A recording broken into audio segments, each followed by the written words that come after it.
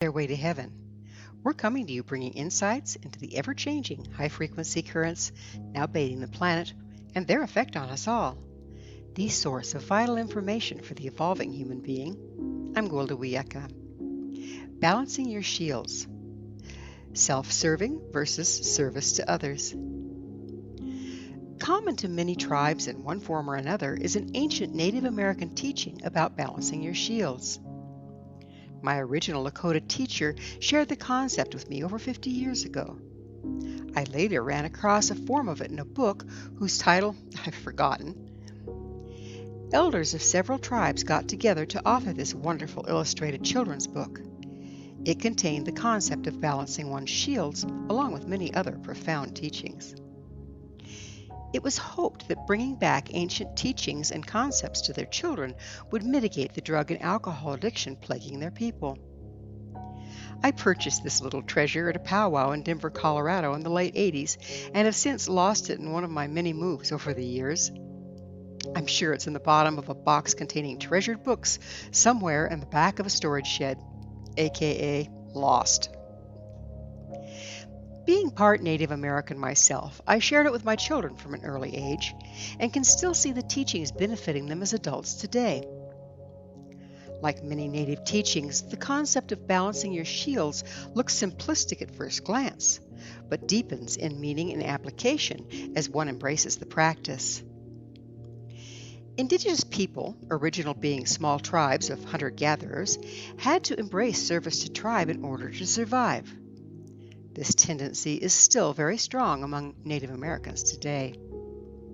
As an example, years back I sat with one of my Navajo friends in the hospital. He was a relatively young man, but was riddled with cancer. His prognosis was not good. He was in a great deal of pain. Just before he crossed, he said something I will never forget. "I take this sickness and suffering on for my people so that it leaves with me and frees them of this disease."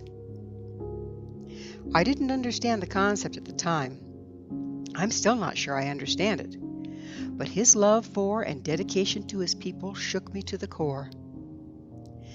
This is not the only time I experienced this level of selflessness. I knew another young Lakota man who received grants, went to college, and became a lawyer. But instead of using his degree as his ticket off the reservation and out of poverty, he went back to live with his people and legally represent them without charge. This apparent total selflessness may appear diametrically opposed to balancing service to self with service to other, and it can be.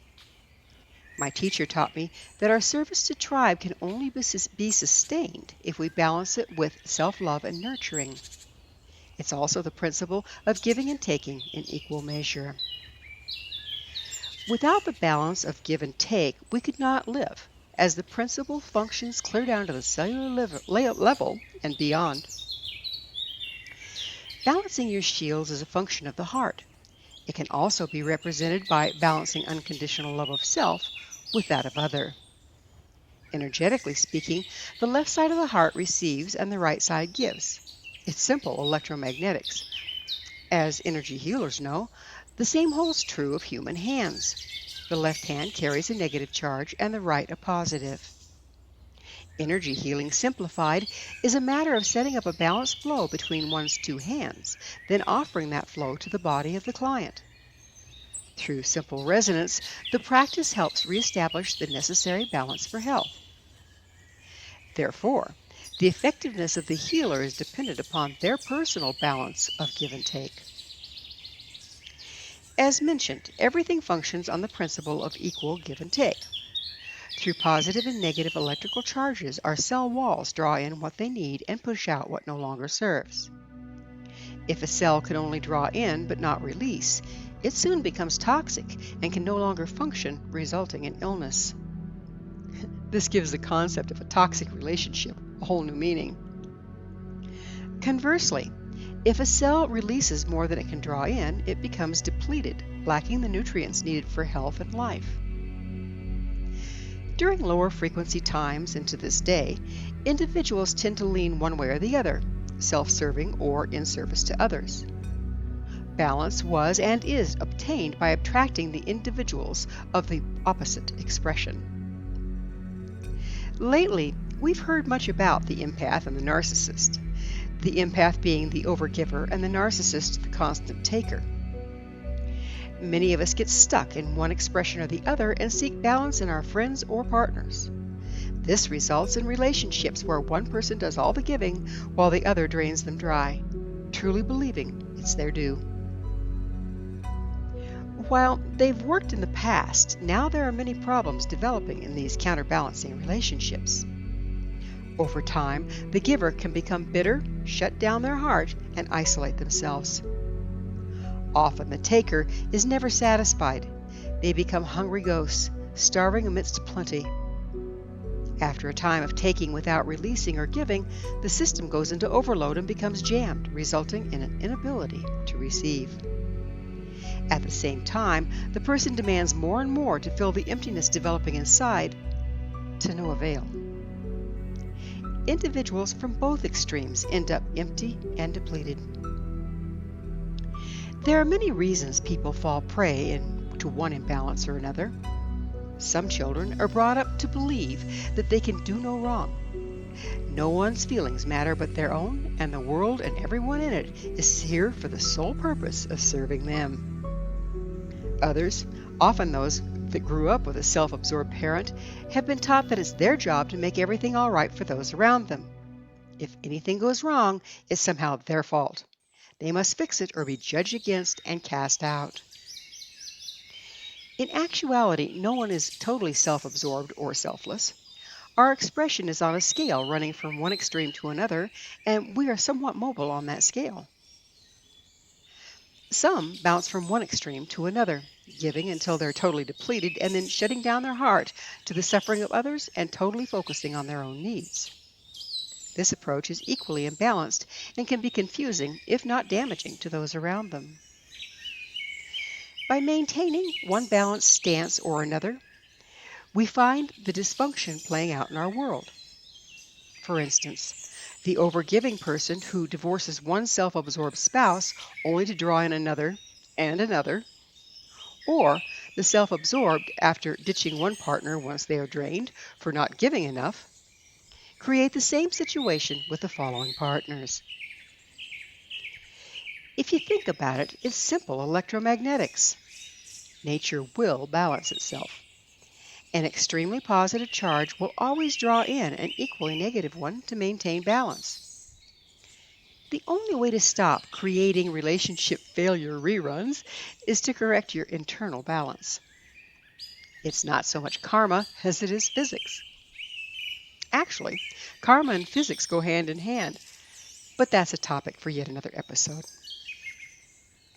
Unfortunately, or fortunately, depending on your point of view, as the frequency rises, these exploitive, often abusive relationships are no longer serving. Indeed, they're becoming increasingly toxic and are no longer sustainable. The body of our Earth tribe is increasingly sick and imbalanced as a result. The rising ambient frequency supports balance and unity and is putting much pressure on things that are not balanced or unified. Before, a person may have consistently leaned one way or the other, either self-serving or service to other, and balance themselves by association with individuals that are the polar opposite. Now, internal balancing is being demanded of us if we have any hope of evolving with the times. Likewise, those who bounce from one extreme to another are also holding a state of imbalance regardless of which extreme they may be expressing in the moment. It's important to note that balancing give-take is not a static thing. To everything there is a season. My teacher would give gratitude for his food by saying a simple prayer that has always stuck with me. Brother, sister elk, I thank you for your sacrifice that I may live. Someday I'll become as grass to feed your descendants, and the circle will be complete. Just so, there's a time to take and a time to give. The problems arise when we get stuck in one or the other, losing our ability to flow with life. So, how do we correct the imbalances that are drawing in undesirable relationships and preventing us from entering the circle of life? Be they personal relationships, business partnerships, or relationship to the earth itself, the principles are the same. Due to the low frequency and polarized times in which we've been living, we've come to believe that for someone to gain, they must take from someone or something else. In fact, if we come out of an either-or polarized mindset, there's always a third option whereby both or all parties win. Thus, an excellent starting point is to begin to base all our choices and actions on a win-win mindset. To do so, we first must come out of polarization, regardless of whether we're imbalanced givers or takers. Often, when faced with compromise, we feel we're bound to lose something we want. This fear tends to set us against any solution that doesn't match up with our perceived desires.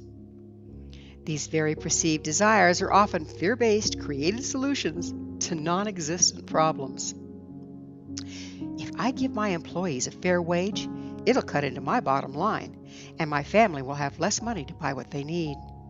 When indeed, if one quits being stingy and pays good people what they deserve, the result will most likely be an increase in efficiency, productivity, and with it, the bottom line. As we embrace and employ the win-win mindset, balance will naturally result. This may seem simple. Naturally, it's not.